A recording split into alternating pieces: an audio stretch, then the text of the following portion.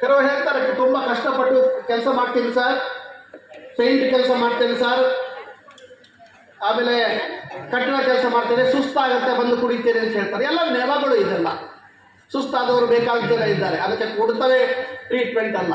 ಹೀಗೆ ನಾನಾ ನೆಪಗಳಿಂದ ಟೆನ್ಷನ್ ಆದಾಗ, ಗಾಬರಿ ಆದಾಗ, ಸರ್ ಮನೆಗೆ ಹೋದಾಗ ಅತ್ತೆ ಮತ್ತು ಸೊಸೆ ತುಂಬ ಹೆಂಡತಿ ಗಲಾಟೆ ಮಾಡ್ತಾ ಇರ್ತಾರೆ ಸರ್, ಆದ ಕಾರಣ ನಾನು ಕುಡಿಬೇಕಾಗುತ್ತೆ, ಹೋದ ಕೂಡಲೇ ಇವ್ರದೇ ಇದು ಅಂತ ಹೇಳುವಂಥ. ಸೊ ಇದೆಲ್ಲ ನಾನಾ ವಿಷಯಗಳನ್ನು ಒಂದು ನೆವವಾಗಿಟ್ಟುಕೊಂಡು ಕುಡಿಯಲಿಕ್ಕೆ ಶುರು ಮಾಡ್ತಾರೆ. ನಾನು ಈ ಒಂದು ಸಬ್ಜೆಕ್ಟನ್ನು ಹಾಸ್ಯಾಸ್ಪದವಾಗಿ ತಗೊಂಡು ಹೋಗ್ಲಿಕ್ಕೆ ಇಷ್ಟಪಡಲ್ಲ, ಬಹಳ ಸೀರಿಯಸ್ ಆಗಿ ತಗೊಂಡು ಹೋಗ್ಲಿಕ್ಕೆ ಇಷ್ಟಪಡ್ತೇನೆ. ಯಾಕಂದರೆ ಇದರ ಸೀರಿಯಸ್ನೆಸ್ ಅರ್ಥ ಆಗಿದೆ. ಜನ ಹೇಳ್ತಾರೆ ಕುಡಿದವ್ರಿಗೆ ಏನಾಗುತ್ತೆ ಸರ್, ತುಂಬ ಆರಾಮಿದ್ದಾರೆ, ಕುಡಿತಾರೆ, ಅವರು ಕುಡಿತಾರೆ, ಇವರು ಕುಡಿತಾರೆ ಅಂತ. ಅವ ಯಾವಾಗ ನೋಡ್ತಾನೆ ಗೊತ್ತುಂಟ, ಕುಡಿಯೋರನ್ನ ಎಲ್ಲ ಜೊತೆಗಿರುವಾಗ ಮಾತ್ರ ನೋಡ್ತಾನೆ, ಸಂತೋಷವಾಗಿರುವಾಗ ಮಾತ್ರ ನೋಡ್ತಾನೆ. ಅವ ಇದೇ ವ್ಯಕ್ತಿ ICU ಅಲ್ಲಿ ಅಡ್ಮಿಟ್ ಆದಾಗ ಅವನು ನೋಡುವುದಿಲ್ಲ. ಯಾಕಂದ್ರೆ ಅವನು ನೋಡ್ಲಿಕ್ಕೆ ಅವಕಾಶ ಇಲ್ಲ, ICU ಒಳಗೆ ಹೋಗಲಿಕ್ಕೆ ಬಿಡುವುದೇ ಇಲ್ಲ. ಸೊ ಹೇಗೆ ನೋಡ್ಲಿಕ್ಕೆ ಸಾಧ್ಯ? ಅಲ್ಲಿ ಅವನ ಪರಿಸ್ಥಿತಿ ನೋಡ್ಬೇಕು, ಅವ ಹೇಗೆ ಈ ಕುಡಿತದಿಂದ ಏನು ತೊಂದರೆ ಆಗುತ್ತೆ ಅಂತ. ಕುಡಿತದಲ್ಲಿ ನಮಗೆ ಒಂದು ಸಣ್ಣ ಒಂದು ಸೋಷಿಯಲ್ ನೆಟ್ವರ್ಕ್ ಸಿಗುತ್ತೆ. ಆದರೆ ಆ ನೆಟ್ವರ್ಕ್ ಎಷ್ಟು ದಿವಸ, ನಾವು ಎಲ್ಲಿವರೆಗೆ ಕುಡಿತಾ ಇದ್ದೇವೆ, ಎಲ್ಲಿವರೆಗೆ ಅವರ ಜೊತೆ ಇರ್ತೇವೆ, ಅಲ್ಲಿವರೆಗೆ ಮಾತ್ರ ಈ ನೆಟ್ವರ್ಕ್. ನೀವು ಅದರಿಂದ ಕಳಚಿಕೊಂಡ್ರಿ ಅಂತಾದರೆ ನಿಮ್ಮ ನೆಟ್ವರ್ಕ್ ಹೋಯ್ತು ಅಂತ ಲೆಕ್ಕ, ನಿಮ್ಮನ್ನು ಯಾರೂ ಕೇಳೋದಿಲ್ಲ.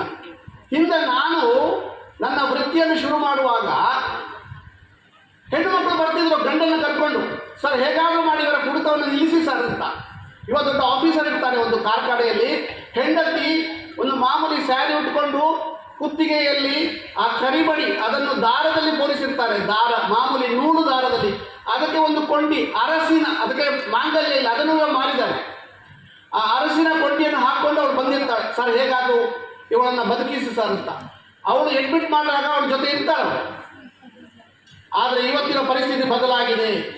ಇವತ್ತು ಯಾವುದೇ ಒಬ್ಬ ಗಂಡಸನ್ನ ಕುಡಿಯೋನ್ನ ಹೆಂಡತಿ ಕರ್ಕೊಂಡು ಬರಲ್ಲ. ಹಾಗೆ ಹೇಳಿದಾಗೆ ಅವಳು ಸಬಲೆಯಾಗಿದ್ದಾಳೆ. ಒಂದು ಸಲ ನೋಡ್ತಾಳೆ, 2 ಸಲ ನೋಡ್ತಾಳೆ, 3ನೇ ಸಲ ಮನೆ ಬಿಟ್ಟು ಸೀದಾ ತವ್ರ ಮನೆಗೆ ಹೋಗ್ಬಿಡ್ತಾಳೆ ಮಕ್ಕಳನ್ನು ಕರ್ಕೊಂಡು. ಈಗ ಬರುವಂಥದ್ದು ಅವರ ಅಣ್ಣ, ಅವರ ತಂದೆ, ತಾಯಿ ಬಂದು ಬೇಡ್ತಾರೆ, ಸರ್ ಹೇಗಾದರೂ ಮಾಡಿ. ಎಲ್ಲೋ ಒಂದು ಹೆಂಡತಿ ಇದ್ದಾರೆ ಸರ್ ಮನೆಯಲ್ಲಿ, ಯಾಕೆ ಬರಲಿಲ್ಲ ಅಂದರೆ ಈ ಮನೆಯಲ್ಲಲ್ಲ, ಅವಳ ಮನೆ. ಯಾಕೆ ಬರ್ಬೋದಿತ್ತಲ್ಲ ಸರ್, ಮುಂದೆ ಕರೆಸಲಿಕ್ಕೆ ಪ್ರಯತ್ನ ಮಾಡ್ತೇವೆ ಸರ್, ಈ ಥರ ಆಗಿ ಸರ್ ಅಡ್ಮಿಟ್ ಆಗಿ ಒಂದು 2 ದಿವಸ ಇರಬೇಕಾಗುತ್ತೆ ಸರ್, ಇರಲಿಕ್ಕೆ ಜನ ಇಲ್ಲ.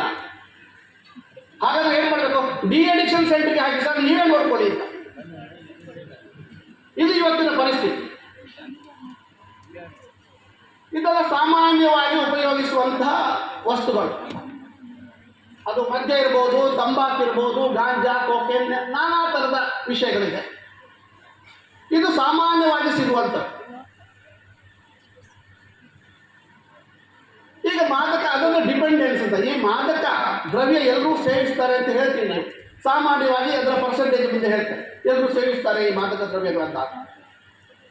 ಆ ಮಾದಕ ದ್ರವ್ಯ ಒಂದು ಕಾಯಿಲೆಯಾಗಿ ಪರಿಣಮಿಸುವುದು ಯಾವಾಗ? ಅದಕ್ಕೆ ಡಿಪೆಂಡೆನ್ಸ್ ಅಂತ ಹೇಳ್ತಾರೆ. ನೀವೆಲ್ಲ ಮಾತಾಡೋದು ಸೋಷಿಯಲ್ ಡ್ರಿಂಕ್ ಇದೆಲ್ಲ ಮಾಡ್ತಾರೆ ಅಂತ ಹೇಳ್ತೀವಿ.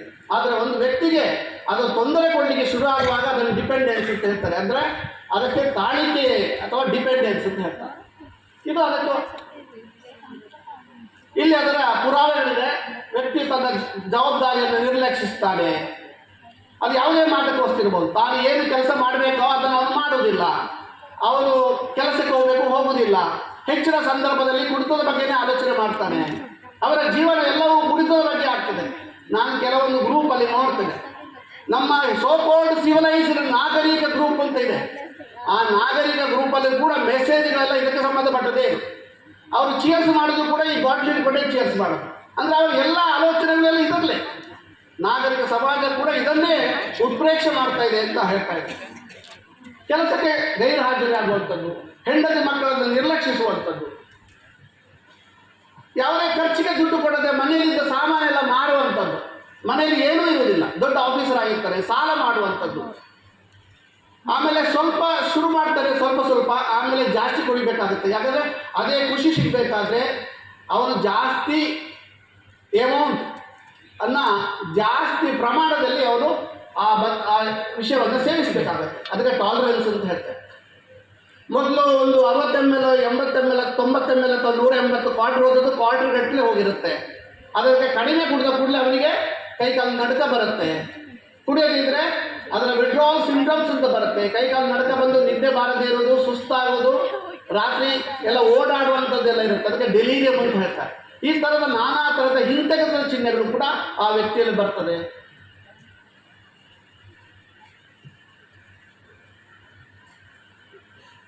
ಇದು ಅವನಿಗೆ ಬರುವಂತಹ ಟಾಲರೆನ್ಸ್, ಅಂದರೆ ಅದಕ್ಕೆ ಅವನು ಎಡಿಕ್ಟ್ ಆಗಿದ್ದಾನೆ. ಅದು ಇಲ್ಲದೆ ಅವನು ಬದುಕಲಿಕ್ಕೆ ಸಾಧ್ಯ ಇಲ್ಲ. ಅವರ ಜೀವನವೆಲ್ಲವೂ ಮದ್ಯಪಾನ ಅಥವಾ ಮಾದಕ ವಸ್ತುಗಳ ಮೇಲೇ ಅವಲಂಬಿತವಾಗಿದೆ ಅನ್ನುವಂತಹ ಈ ಒಂದು ದೃಷ್ಟಿ. ಇದರಲ್ಲಿ ಏನಾಗುತ್ತೆ, ಫೈನಾನ್ಷಿಯಲ್ ಪ್ರಾಬ್ಲಮ್ ಬರುತ್ತೆ, ದುಡ್ಡಿನ ತೊಂದರೆ ಬರುತ್ತೆ, ಮನುಷ್ಯರಿಗೆ ಸಾಲ ಮಾಡಲಿಕ್ಕೆ ಶುರು ಮಾಡ್ತಾರೆ. ಆಮೇಲೆ ಸೋಷಿಯಲ್ ಪ್ರಾಬ್ಲಮ್ ಇರುತ್ತೆ, ಹೆಂಡತಿ ಎಲ್ಲ ಇರುವುದಿಲ್ಲ ಜೊತೆಗೆ, ಹೆಂಡತಿ ಬೇಸರ ಪಡ್ಕೋತಾಳೆ, ಬಿಟ್ಟು ಮನೆಗೆ ಹೋಗಲಿಕ್ಕೆ ಶುರು ಮಾಡ್ತಾಳೆ, ತಾಯಿ ಮನೆಗೆ ಹೋಗ್ತಾಳೆ. ಮೊದಲು ತಿಳ್ಕೊತಾಳೆ, ನಾನು ತಾಯಿ ಮನೆಗೆ ಹೋದರೆ ಪ್ರಾಯಶಃ ಇವನು ಸರಿಯಾದಾರ ಏನು ಅಂತ. ಆದರೆ ಇವನು ತಾಯಿ ಮನೆಗೆ ಹೋಗ್ಲಿಲ್ಲ ಅಂತ ಕೋಪದಲ್ಲಿ ಜಾಸ್ತಿ ಕುಡಿಲಿಕ್ಕೆ ಶುರು ಮಾಡ್ತಾನೆ, ತನ್ನ ದೇಹವನ್ನು ಆರೋಗ್ಯವನ್ನು ಕೆಡಿಸಿಕೊಳ್ತಾನೆ. ದೈಹಿಕ ಆರೋಗ್ಯವನ್ನು ಕೆಡಿಸಿಕೊಳ್ತಾನೆ, ಮಾನಸಿಕವಾಗಿ ತೊಂದರೆ ಬರ್ತದೆ, ನರಗಳ ದೌರ್ಬಲ್ಯ ಬರುತ್ತೆ. ಇವನು ಯಾವುದಕ್ಕೂ ಬೇಡದ ಒಬ್ಬ ವ್ಯಕ್ತಿ ಆಗ್ತಾನೆ. ಸ್ವಾಭಾವಿಕವಾಗಿ ಅವನು ಇರಲಿಕ್ಕೆ ಇಷ್ಟಪಡಲ್ಲ. ಇದು ನಾವು ಒಪ್ಪಲೇಬೇಕಾದಂಥ ಒಂದು ಪರಿಸ್ಥಿತಿ. ಜೊತೆಗೆ ಇವನಿಗೆ ಕಾಯಿಲೆಗಳು ಶುರು ಆಗುತ್ತೆ, ಮಾನಸಿಕ ಕಾಯಿಲೆಗಳು ಶುರು ಆಗುತ್ತೆ, ಅನುಮಾನದ ಕಾಯಿಲೆಗಳು. ನೀವು ಆಗ ಹೇಳುವಂಥದ್ದು ದಟ್ ಈಸ್ ಪೆಥಲಾಜಿಕಲ್ ಸಸ್ಪಿಷನ್ ಬರುತ್ತೆ. ಅನುಮಾನ. ಯಾಕೆ ಅನುಮಾನ ಬರುತ್ತೆ? ಯಾವಾಗ ನಾನು ಮಾಡಬೇಕಾದ ಕೆಲಸವನ್ನು ನಾನು ಮಾಡುವುದಿಲ್ವೋ, ಬೇರೆಯವರು ಏನೋ ಆ ಕೆಲಸ ಮಾಡ್ತಾರ ಅಂತ ಬೇರೆಯವರ ಮೇಲೆ ಅನುಮಾನ. ಇದು ತನ್ನ ದೌರ್ಬಲ್ಯವನ್ನು ಇನ್ನೊಬ್ಬರ ಮೇಲೆ ಹಾಕುವಂಥ ಈ ಒಂದು ಪರಿಸ್ಥಿತಿ. It is called suspicious behaviour. It is Othello syndrome ಅಂತ ಹೇಳ್ತಾರೆ. ಯಾರಾದ್ರೂ ಶೇಕ್ಸ್ಪಿಯರ್ನ ಅಥೆಲೋ ಕಾದಂಬರಿ ಓದಿದ್ರೆ ಅವ್ರಿಗೆ ಗೊತ್ತಿರುತ್ತೆ ವಾಟ್ ಈಸ್ ಅಥೆಲೋ ಸಿಂಡ್ರೋಮ್. ಈ ಅನುಮಾನದ ಕಾಯಿಲೆ, ಇದ್ರ ಬಗ್ಗೆ ಬೇಕಾದಷ್ಟು ನಾನು ಹೇಳ್ಬೋದು. ಒಬ್ಬ ಪೊಲೀಸ್ ಆಫೀಸರ್ ಎಷ್ಟರ ಮಟ್ಟಿಗೆ ಅನುಮಾನ ಇತ್ತು ಅಂತಾದರೆ, ತನ್ನ ಹೆಂಡತಿ ಹೊರಗೆ ಬರಬೇಡ ಅಂತ ಹೇಳ್ಬಿಟ್ಟು ಬಾಗಿಲು ಹಾಕಿ ಲಾಕ್ ಹಾಕಿದ್ದಾರೆ. ಆ ಲಾಕಲ್ಲಿ ಯಾರಾದ್ರೂ ಹೊರಗಿಂದ ಕೀಯಲ್ಲಿ ತೆಗೆದಂತ ಅದಕ್ಕೊಂದು ಎಲೆಕ್ಟ್ರಿಕಲ್ ಕರೆಂಟ್ ಅದಕ್ಕೆ ಕೊಟ್ಬಿಟ್ಟು ಆ ಲಾಕಿಗೆ ಎಲೆಕ್ಟ್ರಿಕಲ್ ಕನೆಕ್ಷನ್ ಕೊಟ್ಟಿದ್ದಾರೆ, ಶಾಕ್ ಹೊಡಿಲಿ ಅಂತ. ಸೊ ಆ ನಮನೆಯ ಅನುಮಾನದ ಕಾಯಿಲೆಗಳು. ಪದೇ ತನ್ನ ಆಫೀಸಿಗೆ ಬಂದು ಚೆಕ್ ಮಾಡುವಂಥದ್ದು, ಫೋನ್ ಚೆಕ್ ಮಾಡುವಂಥದ್ದು, ಬಟ್ಟೆ ಚೆಕ್ ಮಾಡುವಂಥದ್ದು, ಆಮೇಲೆ ಸಿಗರೇಟಿಂದ ಅವಳಿಗೆ ತೊಂದರೆ ಕೊಡುವಂಥದ್ದು. ಈ ಥರದ ಅನಾಹುತಗಳು ಬೇಕಾದಷ್ಟು ನಡೀತವೆ ಈ ಥರದ ಮದ್ಯಪಾನದ ತೊಂದರೆಯಿಂದ.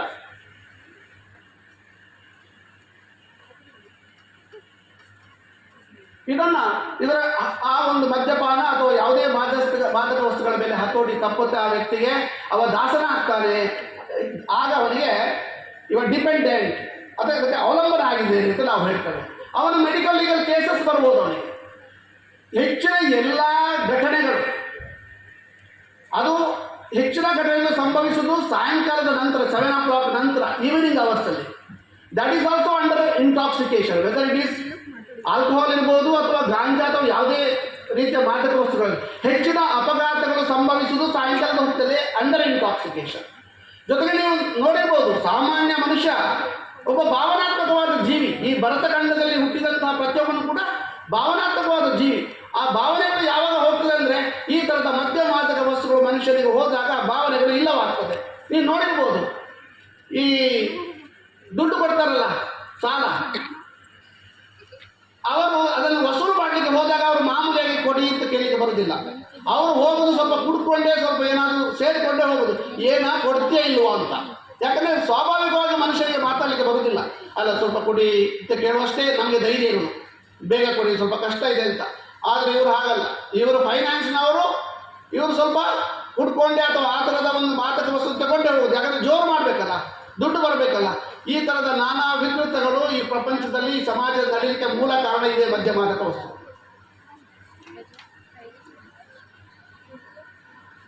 ಮಾದಕ ವಸ್ತುವಿಂದ ದೈಹಿಕ ಆರೋಗ್ಯ, ಮಾನಸಿಕ ಆರೋಗ್ಯ ತಪ್ಪುತ್ತದೆ.